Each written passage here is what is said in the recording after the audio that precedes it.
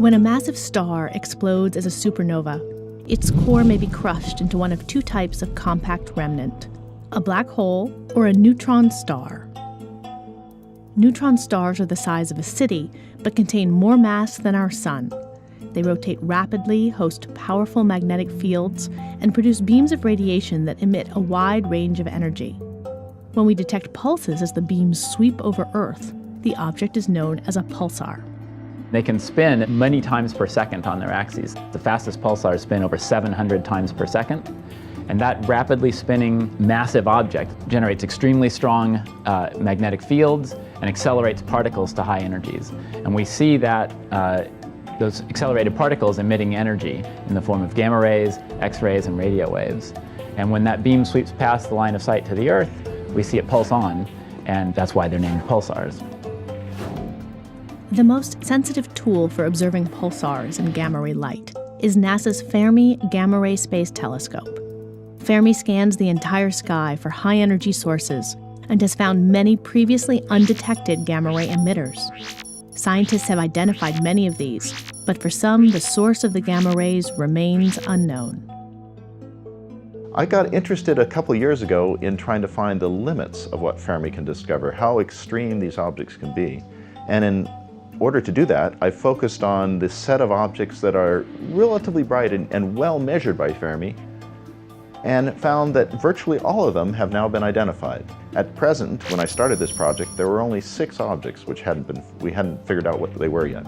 Despite intense searches at radio, with radio wavelengths, which is the standard way in which people find pulsars, and also looking at the gamma rays themselves, no pulsations had been seen.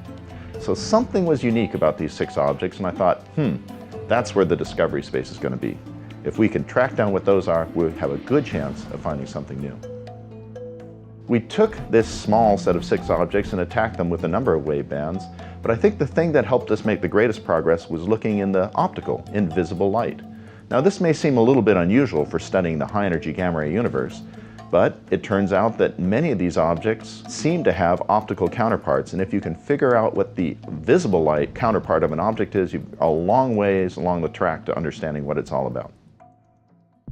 It was Roger Ramani's optical observations that discovered a counterpart to the gamma ray source that showed a binary period that was indicative of this potentially being a binary millisecond pulsar. It brightened and then it dimmed and brightened.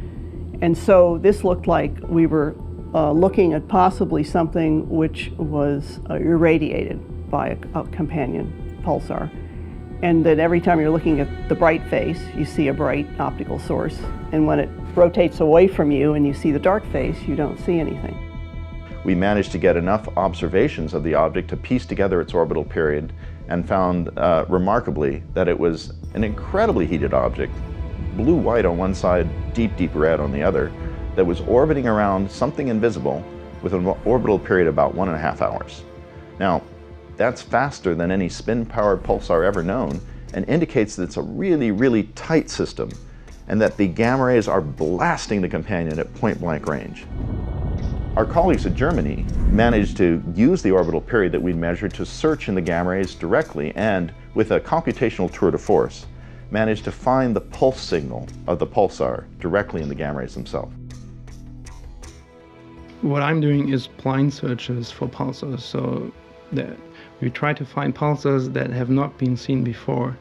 So you don't know how fast the pulsar is spinning, where exactly it is sitting in the sky. To do that, you have basically to try every possible combination of parameters if they match your data output stream.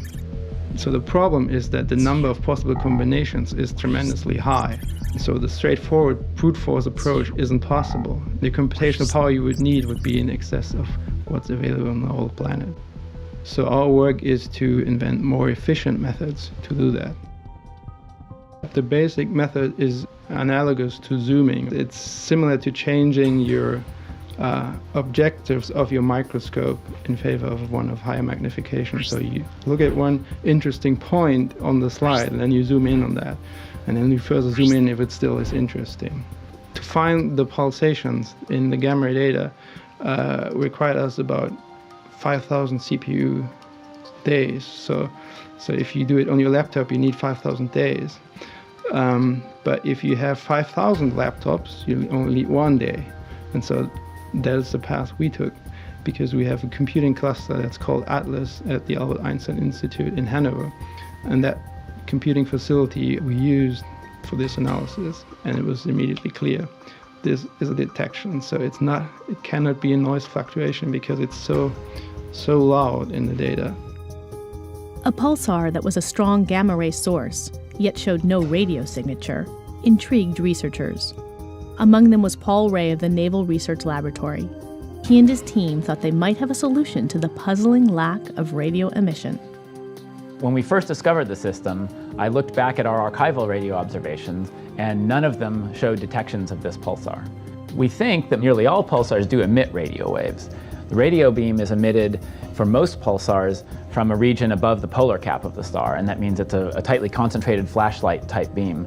In a system like this, where there's wind being blown off the companion star, there's a lot of obscuring material along the line of sight, it might be that it is a radio pulsar and we just couldn't see it.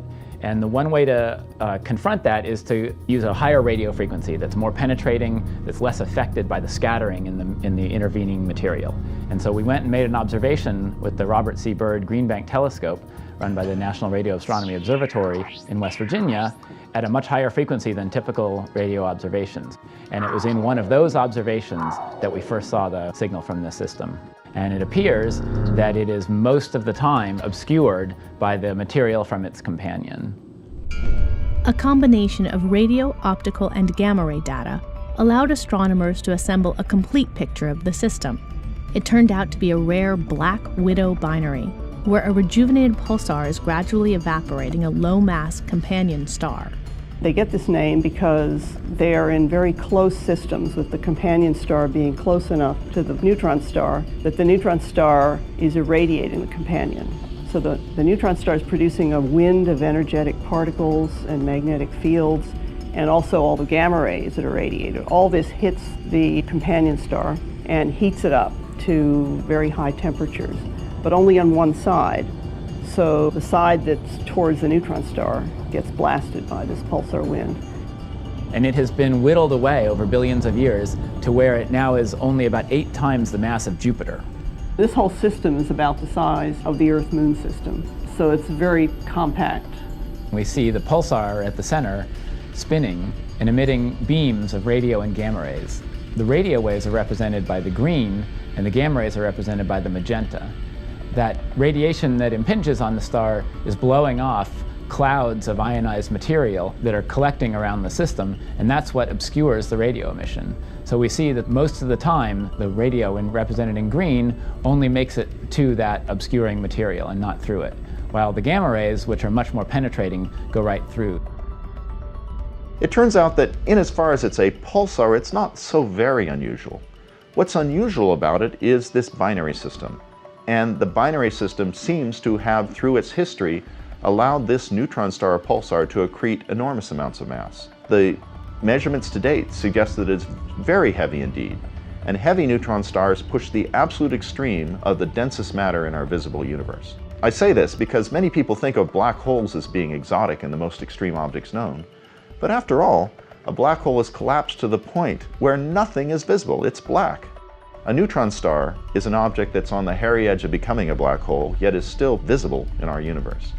Hence, the study of these ultramassive neutron stars gives us the opportunity to study the most extreme matter in our visible universe.